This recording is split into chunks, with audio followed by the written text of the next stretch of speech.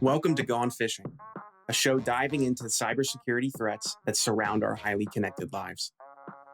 Every human is different. Every person has unique vulnerabilities that expose them to potentially successful social engineering. On this show, we'll discuss human vulnerability and how it relates to unique individuals.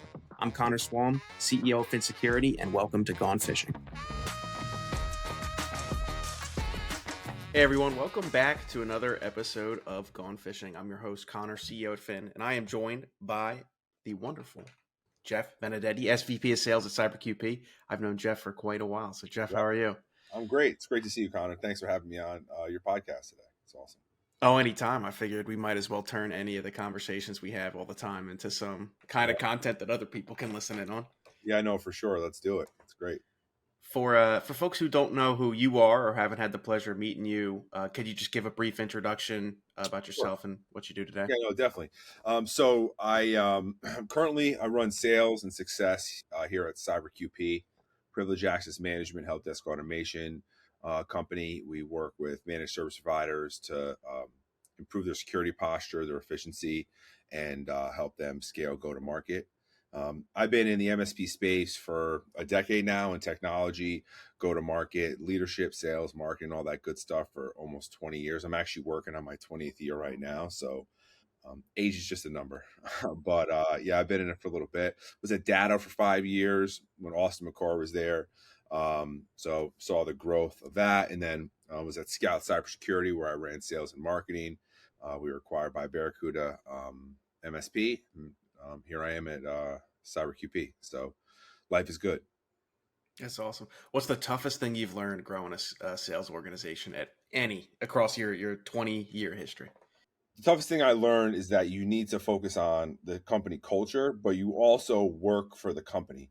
So what I mean by that is I'm an operator and I need to make decisions based on dollars and cents and company growth while also balancing company culture. And I think people that are earlier on in their career struggle with that and having the confidence and the competence to be able to manage those types of decisions. So I'm a people first leader, but you have to put the business first in order to be successful in a go to market role.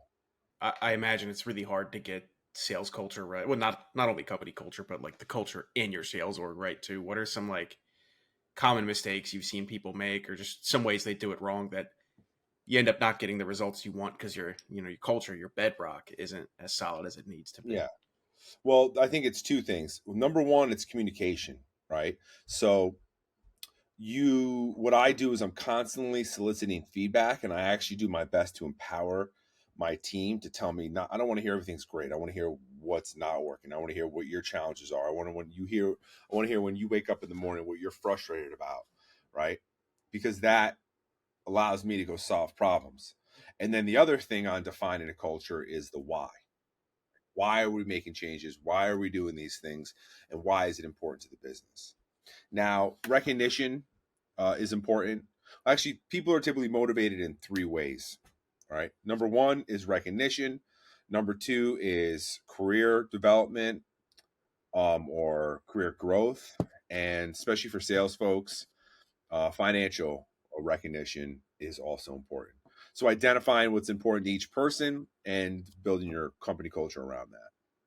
I guess just real quick, my benchmark, what I tell people is if you wake up on a Monday morning and you're dreading the week, call me. If you're like, I can't wait till it's Friday, you're wasting 5 days of your life. Let's figure out something that works for you.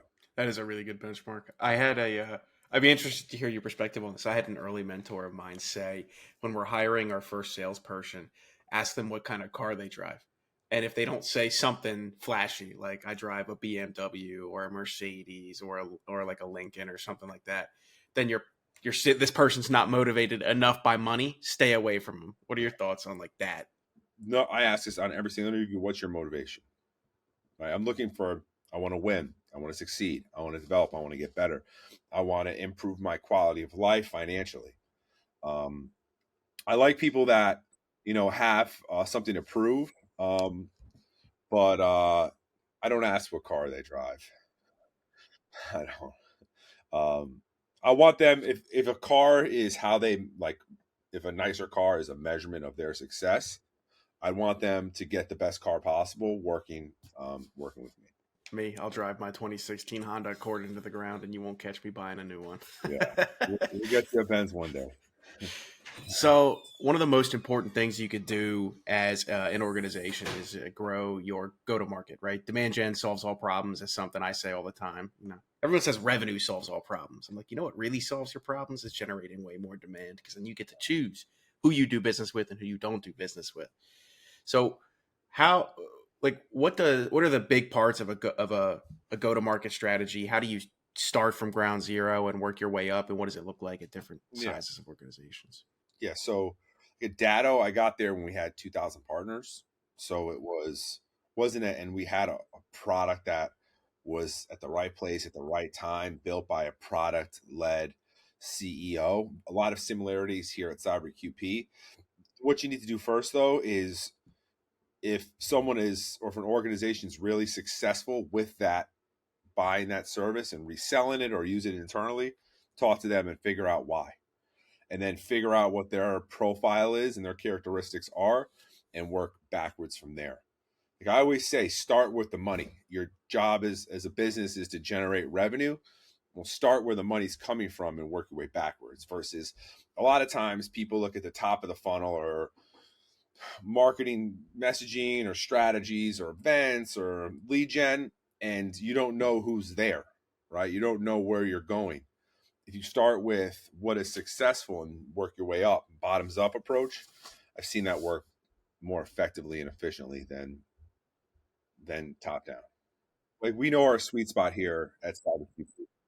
We know the partners that utilize our service and get the most out of it, and that it's an easy decision for them to make to sign up for a partnership.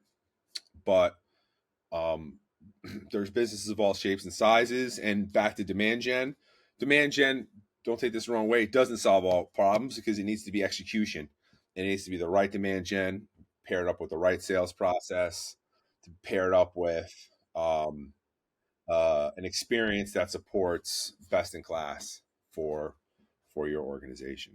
But you need demand. Like going out and hiring 10 salespeople with no demos or with no demand, you're kind of burning some money. I've always phrased it like, if you don't drink water, you're gonna die. If you can't breathe air, you're gonna die. What's gonna kill you first? So it's like, The air probably kill you first. I hope so. I don't know how thirsty you got to be for that, but I'd hope the air is going to kill you first. The That's last, yeah, that's how I've always thought about it. Is like, well, if you have problems inside your organization, like you don't know what to build, you don't know who to build for, you don't know how to sell. How do you figure all those questions out? Well, it's much easier to answer all those questions if you're like, I'm going to build for this smaller set of people. I'm going to build this smaller set of things for them because we're getting way better at targeting them, and I'm going to serve them in a much quicker fashion as a result. It like makes your conversation simpler, it makes your building process simpler, it makes everything just way simpler. Yep. How do you learn how to target your initial audience, and how do you refine it from there? And other than just, I'm going to go talk with as many of them as possible, there has to be a strategy around it. The stages that I've come in to organizations at, the organization already had business. They already had customers and partners paying. And so I haven't had to start from zero yet. I'm not saying I wouldn't, but I haven't done it yet. So I would, like, what I would do is I picked our top 10 most successful partners or customers and talk to them. And that's what I did in my first few weeks here at CyberQP. And what are some of the things you're hoping to learn from those partners? What use cases motivated them? So their why. Very similar. Like when I started here, I said to every person, I go, what's going well? What could improve? Where do you see yourself in 12 months? And what motivates you? So I asked very similar questions to MSP or customer, what have you. What are your motivations in regards to like your business problems, your security posture, your efficiency, your go to market? Additionally, what are what are we doing great? What can we improve upon? But I'm like the 12-month question I don't ask that to employees, but more so like when you first looked at us, what use cases really stuck out and why? And so you'll usually find some really great things there. Yeah. Do you find that often people buy for things that you don't actually do? Like the use case that they have wasn't what you intended? I don't run into that too often, Connor. What we do run into is partners not like a service like CyberQP. We have two, now three products, with more coming, and they are there's a the features and benefits and the use cases. There's a lot of them, so it's utilization of all of them is kind of where I think we see gaps. Like opportunities to cross sell or help solve other problems that they might be unaware of? So we have a product called Q Guard. It rotates privilege account passwords, so Active Directory, 365 for admin credentials. You can discover admins and who has access to what. You can grant just-in-time access. You has a technician vault. So it does all of these things, but a lot of times our partners are using it for maybe two of the 4 to 5 features. So to me, it's about utilization. So I'll give you an example. We use Gong here. Gong's a tool that analyzes customer communication. And we have a success rep who goes into every nook and cranny of that tool. And now the entire team is using it for all different use cases. Before, I was just listening to calls on it. So like listening to calls and seeing what was said so that I can then go back and, find problems or celebrate wins was the main use case. Now I'm doing so much more out of it. So you go to a company for one use case, but a lot of times you're not utilizing all use case or all features. And do you typically know those people ahead of time, or is literally it's just an exploration? It's like, hey, everyone needs to go talk to everyone and figure out who we actually need to talk to. So in regards to the partners that I speak to, Yeah, and like how do you identify? Do you identify them ahead of time, the folks that aren't using it to the full capacity, or yeah, we do, and we're doing outreach and trainings and refreshers to accomplish the education piece of it, the utilization piece. so when you're building your like go to market engine, there are like infinite many ways that you could start building and then continue building. There's an infinitely many ways it could fail, and there's probably only like one or two ways that it could really work. So, what are some mistakes that people should avoid, that companies should avoid when like building their go-to-market engine, when they're trying to generate demand and flush it into a pipeline? What are some mistakes that you see companies make that just they should not? Well, what we saw in the later stages of the pandemic was over investing and over hiring, which led to layoffs in 2023. I think the biggest mistake organizations can make is over hiring for go to market folks without demand, and also without true product market fit for what you're going after. You see a lot of times too, companies in the MSP space or in the enterprise space trying to go into MSP or into enterprise and being very particular and thoughtful in how organizations do that is important, because you could waste a lot of cycles. And it's really digging deep on the problems that you're solving and making sure you're talking to the people that have those problems that can be solved. How do you identify the fine line between doubling down and investing in growth versus over hiring? Because I'd imagine for a lot of companies it's not apparent what you're actually doing until it's way too late, and that's usually why layoffs occur. Are there any ways you think you can identify that beforehand? Yeah, for sales reps or for Well, in general, but I guess for sales I more mean, look, relevant. so for sales, look at your sales funnel. How many demos, how many leads you can generate. If there's SDRs, BDRs in place that need to manage those, how many you need, like do the math. Like, okay, someone can work, say, 8 hours a day. In those 8 hours, they can take 20 activities. Over those 20 activities, they're going to touch 15 unique partners. Out of those 15 unique partners, like break it down to the hour of one person, get their utilization, which equals their capacity, and then go down from there.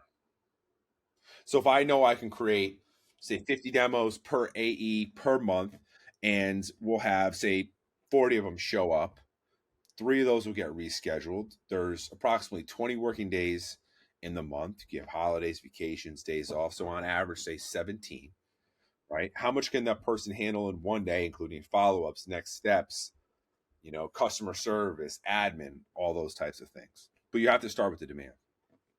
Just adding more salespeople is a recipe for disaster. Do you see a lot of companies making that mistake? 2022, it happened for sure. And I think companies are being a little more pragmatic about it now.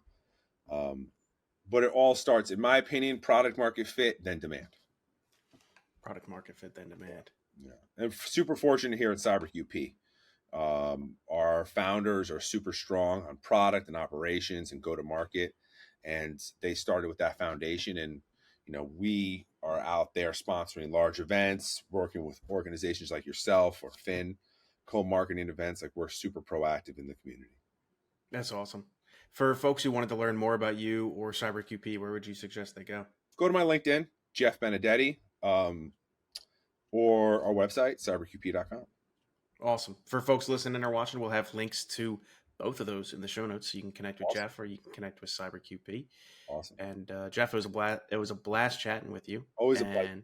Always. Oh, anytime. Always a pleasure chatting, and I'd love to have you on again soon. See you next time. Do it. Yeah, for sure.